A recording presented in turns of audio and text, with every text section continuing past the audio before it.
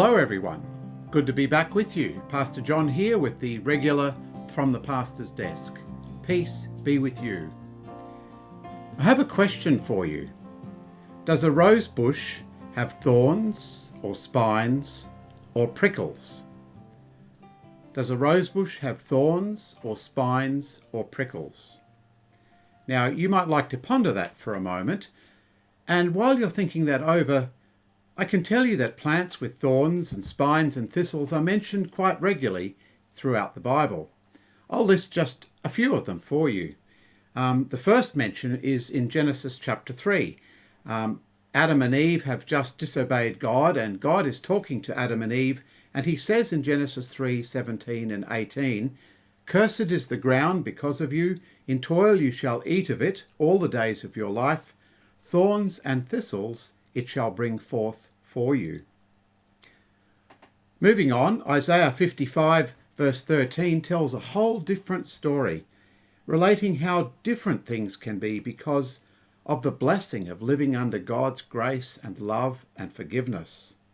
In Isaiah 55:13 we hear these words, "Instead of the thorn shall come up the cypress, and instead of the briar shall come up the myrtle."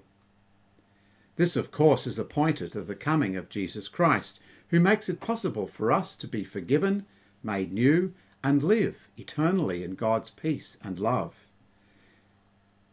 In 2 Corinthians 12, we read about Paul, and Paul tells us that God has given him a thorn in the flesh to stop him from becoming too proud and too overconfident in himself. Now, probably the most famous or most well-known mention of thorns in the New Testament comes at Jesus' crucifixion. We read in Matthew 27 that the soldiers, after twisting some thorns into a crown, they placed it on Jesus' head. So let's go back to the original question that I posed with you at the beginning. Does a rose bush have thorns, spines, or prickles? Isn't it amazing how from a simple question like that, we've gone on an amazing journey throughout the Bible, looking up words and covering a whole lot of different topics throughout God's Word. Now the answer to the question is, a rose bush has prickles. That's right, a rose bush has prickles. Did you get that? So what's the difference, you might ask, between thorns, spines and prickles?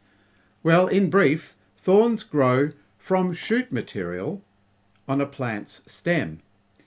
Spines are a kind of a modified leaf structure, and prickles form on the plant's outermost layer. But each of these can cause pain and draw blood. This is a reminder to us of the pain and suffering that Jesus undertook on our behalf, so that we can be forgiven, restored, and made new.